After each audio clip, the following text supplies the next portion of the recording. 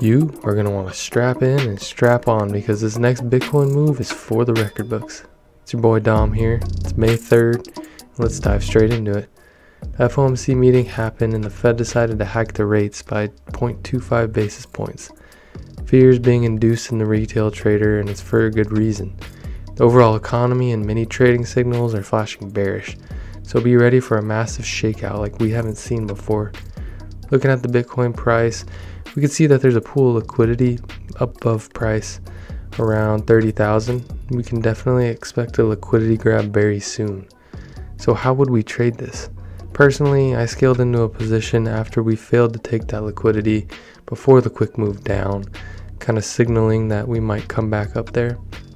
I scaled in based on the trend exhaustion displaying already low values and the whale money flow being out of the market in anticipation for whale money to come back in before the big move up. I pulled a fib to get my entry points and I put my stop loss at the bottom.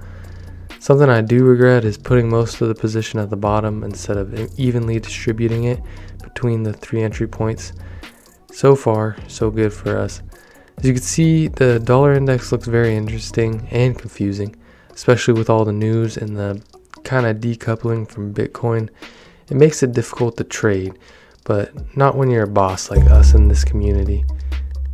The DXY is sitting at major support, going all the way back to exactly a year ago in May. So we can expect upside pretty much from this point. Of course, nothing's guaranteed, but sideways action has been the name of the game as we could see this kangaroo style market shaking all the weak hands out and preparing for a big move in either direction. So how can we prepare? It's really hard to say except by taking it trade by trade and day by day. So we stay confident in our BTC position for now, but we must stay cautious and, watch our risk.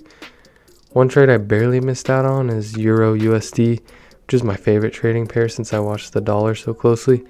I had my entry points at the fib levels I pulled from the move up, and we didn't get the retest I was looking for. Could be a sign of a weak move, even though most of the price targets would already been hit. We can't catch them all, but we can always position ourselves with the best probability for success. If you aren't in a trade, I suggest waiting on the sideline until Bitcoin breaks the previous high with conviction. And at that point, maybe scale into a position. So we'll see you next time. Good luck and stay patient.